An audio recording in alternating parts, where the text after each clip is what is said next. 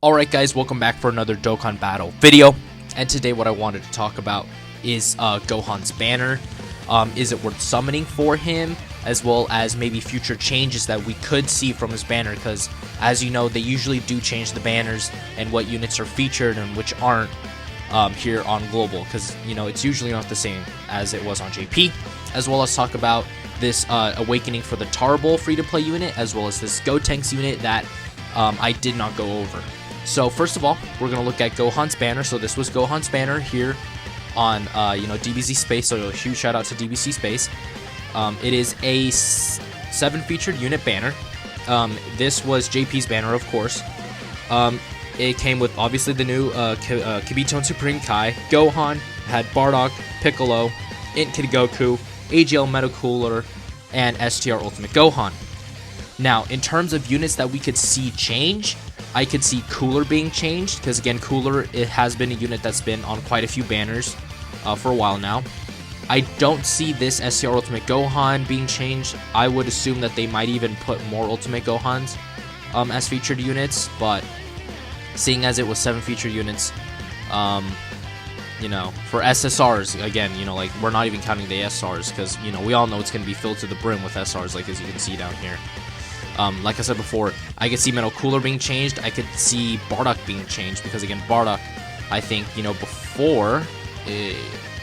no, Bardock was not before. No, wait, actually, yeah, sorry. It's because Bardock was featured on the Goku and Vegeta banner, so again, Bardock could be easily changed.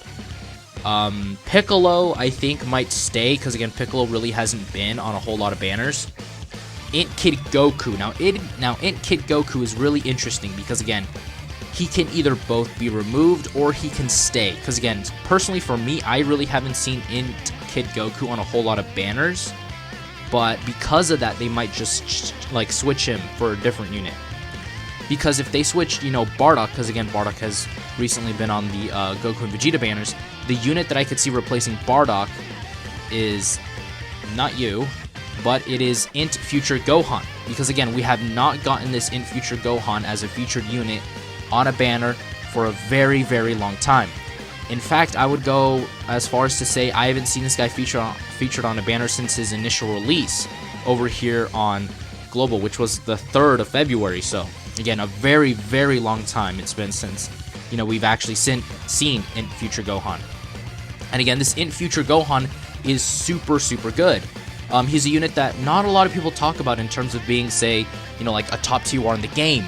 But I personally think this guy easily deserves a spot in, being one of the top TURs in the game. Obviously, with the release of Gohan kind of like outclasses every other TUR.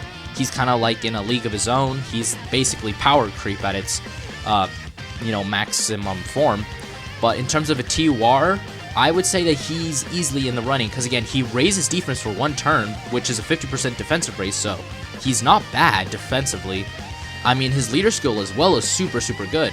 Bond of Master and Disciple, Hybrid Saiyans, 3 key, 170% to HP and attack, and 130% to defense.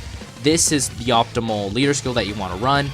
HP 130% is not good, because again, the more health you have, that typically seems to be much more useful than, having that little, 40% extra boost to defense. But again, raising defense, he gets 100% attacking defense at the start of turn, which again puts him at around maybe close to 190k. And again, he's raising his defense, so this Gohan is going to be perfectly fine defensively. And then on top of that, he reduces damage by 58% when his HP is under 58%. So again, if you're low on HP in terms of, say, maybe Super Battle Road, this Gohan is going to be perfectly fine, defensively, both before attacking and after attacking. Because again, with that 100% defense, he's going to be basically at 100k. You slap on that 58% damage reduction, and this Gohan's not taking damage. And then, you're not even factoring in that he raises it when he super attacks. And then he's also a support type unit like Cooler, with Bonded Master and Disciple, 1 key, and 30% attack and defense. And then, his transformation condition isn't even that bad, because it's either when your HP is 58% or more, and there's an ally whose name includes Trunks, Kid and GT excluded, on the 4th turn. And seeing as his leader skill, Bond of Master and Disciple, and Hybrid Saiyans all have Trunkses on them, whether it be Future Trunks, you know, just Kid Trunks. Oh wait, never mind, Kid Trunks is excluded. But, you know, just like any Future Trunkses, like, there's a ton of Trunkses in the games. So again, you know, like, his transformation condition is really not hard. And then, like, he's a buff to many categories.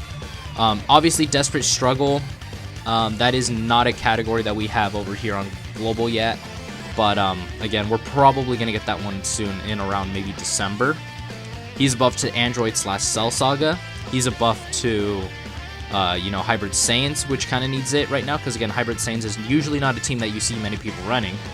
And, again, you know, like, he would just be absolutely amazing to see once more. And then, I haven't even talked about, you know, this Gohan. Because, again, this Gohan, you know, he's built different. Because, again, he's got that 100% attack, he reduces damage by 58%, and then he gets 1 key and attacking defense plus 30% per Bond of Master and Disciple category ally.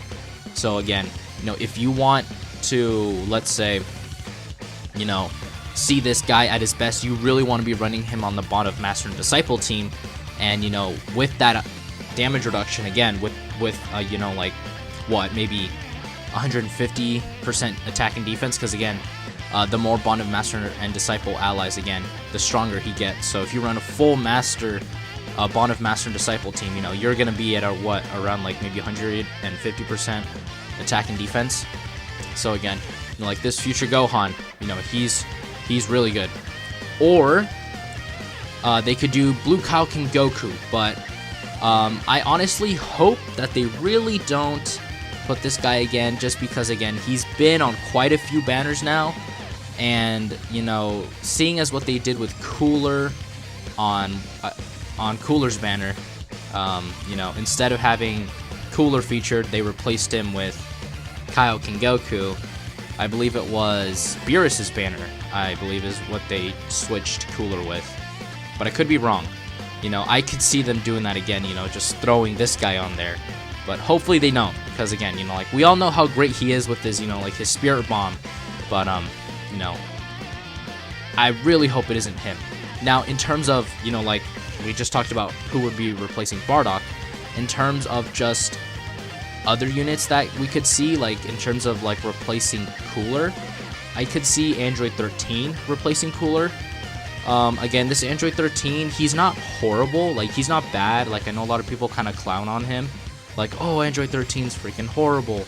You know, we've heard people, like, say, like, Truth say, like, oh, he's really bad. But in reality, this Android 13, he's not bad. The only issue is he automatically transforms on turn 5. So, you know, that kind of really kills him, because, you know, he's actually really decent in his base form.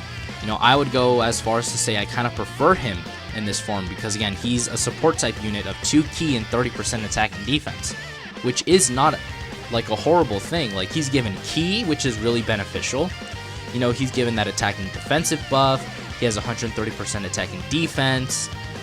He also has a chance to stun the enemy in his base form. So again, like, this Android 13 is really good.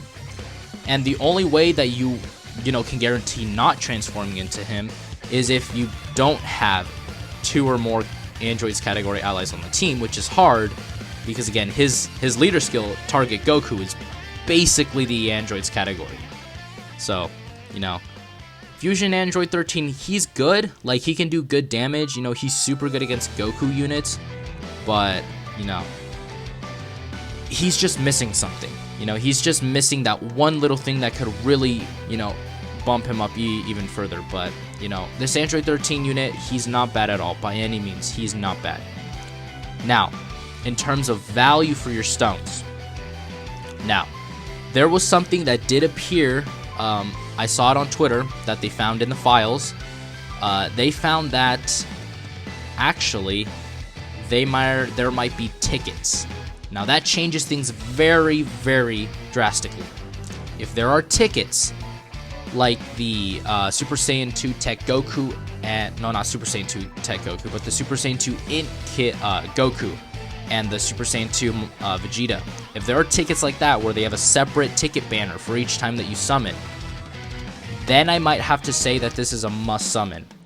Because again, not only are we going to be getting tickets, but you also have the chance of pulling easily one of the best TORs in the game, if not the best. Because again, you have a chance of pulling Piccolo, who again is not a bad unit himself. Piccolo is very, very good. Bardock, again, they may or may not switch him, but if they do, you know, again, in future Gohan is a really great option. Kaioken Goku, also really good. But again, you know, like, if there are tickets, you know, I might have to say that this is a must summon. But honestly, more likely what they're gonna do with the tickets is it's probably gonna have like a separate ticket banner, you know, but instead you're gonna have to buy a ticket from Pilaf's Trove. And I think I know what you guys know what I'm talking about when I say that, because usually they have Pilaf's Trove. I believe it was for LR STR, I believe it was like Final Form Frieza or like Full Power Frieza, where you had like a 55, you know, like unit multi that you could purchase from Pilaf's Trove, where, you know, you have 55 units, but you have like a guaranteed featured unit, and you know, there's like another banner where you could, you know, use the ticket for that. So they could do that with this Ultimate Gohan, but if there are tickets, I might have to say maybe go a little ham on this, you know, maybe spend 3 or 4 multis on this banner, or if not, you know, just do the step-ups and then get the hell out of there. Which, another thing, you know, who knows, they might not even give us step-ups too. So if there are step-ups, as always, do them. If there aren't, don't do that.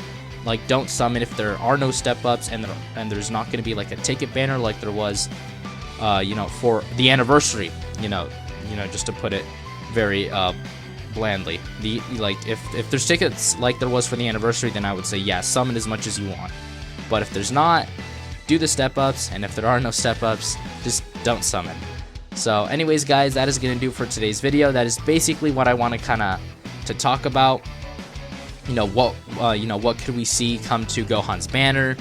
You know, what units could be replaced? Of course, units like, you know, Bardock, who was just recently on banners, could get replaced. This Cooler could get replaced. This Kid Goku could be replaced. Honestly, I see Piccolo probably being there on the banner, because again, Piccolo's not really a unit that they really put as a featured unit. So again, I do expect Piccolo to kind of be on there. So again, you know, that is... Oh wait, I forgot to talk about Tarble. Just before I forget. So again, this free-to-play Tarble is going to be getting his awakening. Damn, I almost forgot about this guy. So Tarble leads Siblings Bond, category 3 key, and 50% to attack and defense as well as HP. His super attack, Brotherhood Gallic Gun, causes supreme damage and raises allies' attack by 25% for 1 turn.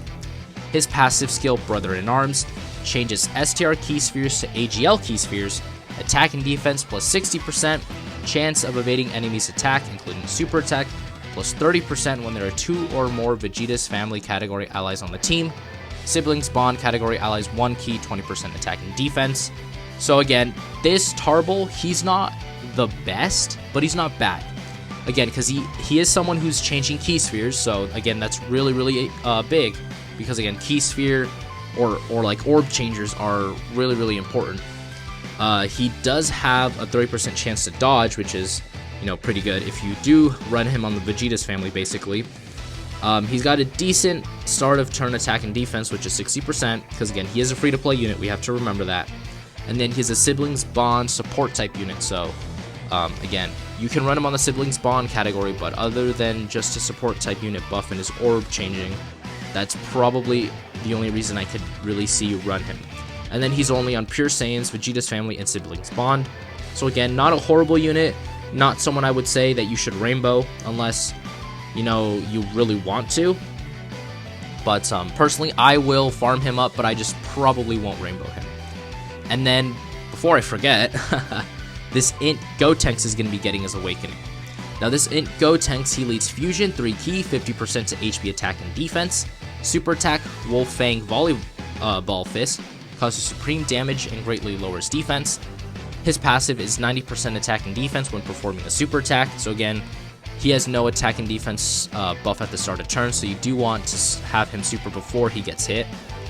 he launches an additional attack that has a medium chance, which is a 25% chance of becoming a super attack when facing one enemy, plus an additional 40% attack and defense when attacking the target enemy is in the defense down status. So